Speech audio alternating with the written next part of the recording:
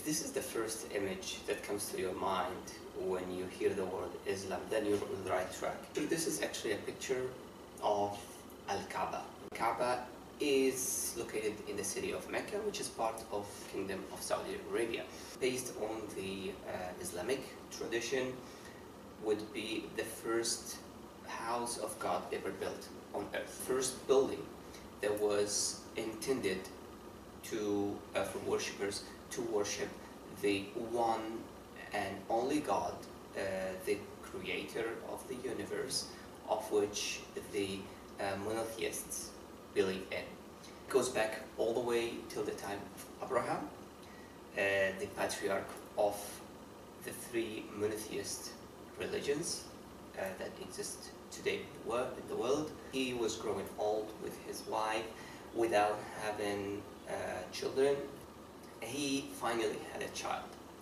He had a son, and this son, he had him with his slave Hagar and not with his wife Sarah. And this son was named Ismail or Ishmael.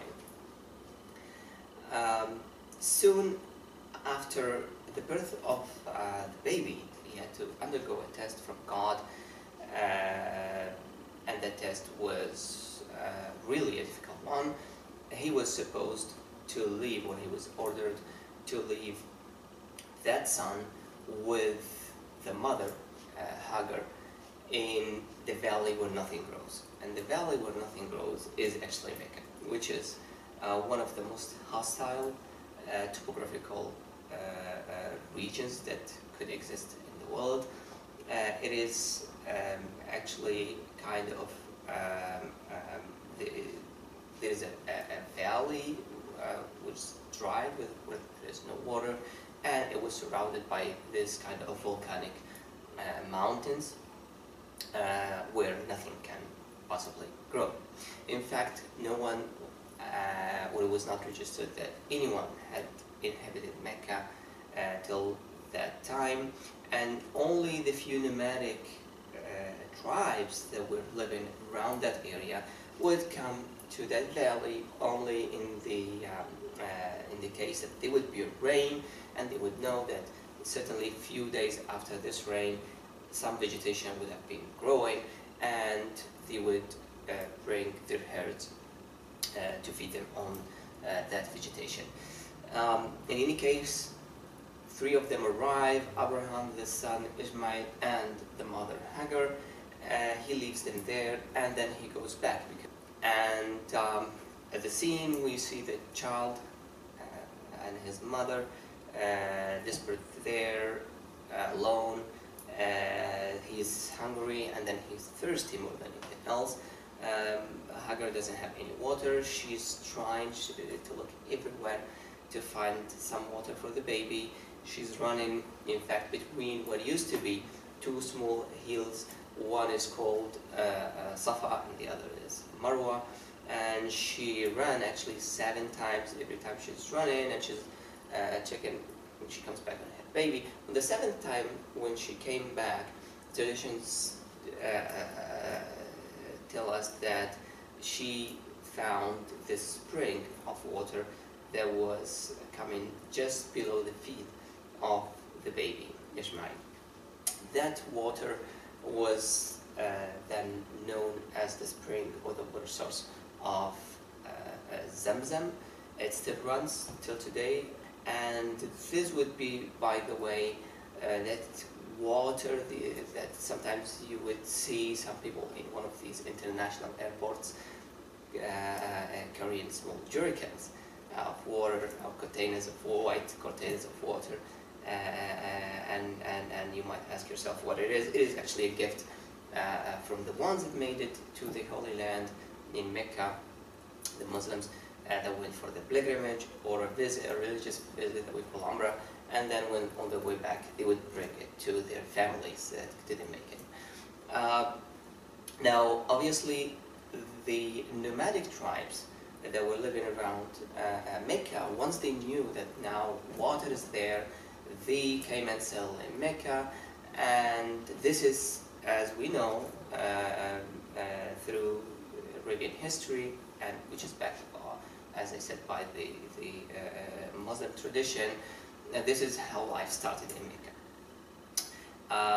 Then the story goes, and the baby Ismail grows up with his mother in Mecca till when he reached puberty. And at that time, a second test comes to the father, Abraham the prophet. In this case, the test for Abraham this time it came actually as kind of a revelation through his sleep. He was in a dream. He saw that he's actually sacrificing his own son. At a certain moment, he told him about what he saw. This is actually quoted in the Quran, and he tells him that this is what I saw in my sleep. So what do you think? And here we see the Ismail replying to his father, well, Dad, we should obey what God ordered. You should obey what God ordered you to do, and if God wills, you will find patience in me. So in a different site, which is not very far from Mecca, these start their rituals, and for the first time, Abraham is trying to sacrifice his own son, and Satan appears with all the arguments. He's trying to play on the father mercy, reason, etc., trying to make him change his mind. But Abraham, or Ibrahim, as we say in Arabic, he grabbed a few stones, and he stoned Satan with that. Obviously, he changed then the position because he's looking for a pure area to do the ritual of the sacrifice. Again, on the second intent, Satan appears again, and Abraham stoned him for the second time, changed the place to a third nearby area, and again, that third time also, on the appearance of Satan, Abraham stoned him again, and for the third time. But what happens straight after the third time is that Abraham and Ismail suddenly hear this big voice that tells them that said, you have fulfilled your order, because even in the dream he was saying that he is actually sacrificing his son. He's doing the process, but he didn't see that he did sacrifice them. So he followed the order, and the test both actually passed the test. At that point, both Abraham and Ismail were ordered to purify the area of Mecca, and mainly where the Kaaba is, and were both ordered to establish the pillars of that first house of God. Following that, Abraham was ordered by God to call people for pilgrimage, and by people means the people that believe in the one and only God, the omnipotent, the omniscient, the creator of the world. They were all asked to come to Mecca at a certain time of the year and do pilgrimage, which is in fact a pre-Islamic phenomenon. In fact, it is recorded that this is actually what made the city of Mecca actually the Mecca. There is sometimes an argument between a scientific argument between anthropologists. Is it the market that created the pilgrimage site, or is it the pilgrimage site that created the market? But as we are approaching now the story from, or the concept from the traditions, the Islamic traditions, the Islamic narrations, it definitely shows that it is the religion that made Mecca the most important market in the region, because everyone from Arabia would come at the pilgrimage, everyone believes in the one God, would come to Arabia, and of course with this religious and spiritual trip, they would still bring some of their goods because they come from far away, and this exchange of goods there made Mecca the most important market it used to be at its time.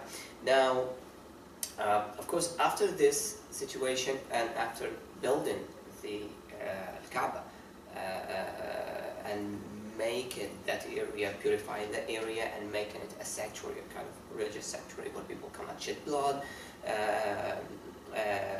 and supposedly not harm others or treat them badly, because it's a safe area with no hostility. Abraham goes back to Mesopotamia at a later time. Abraham also had another son, and that son was named Ishaq. This time this son was actually the son of his that he got from his wife, with his wife Sarah. And then, as per the tradition, we know that, and he spent his life to Mesopotamia, and the first child Christian till when he died in the city of Khalil, which is actually Al-Khalil in Arabic, it means the close one, which is a nickname that's been given to Abraham, describing its closeness. It's not sensual, but metaphoric closeness to God.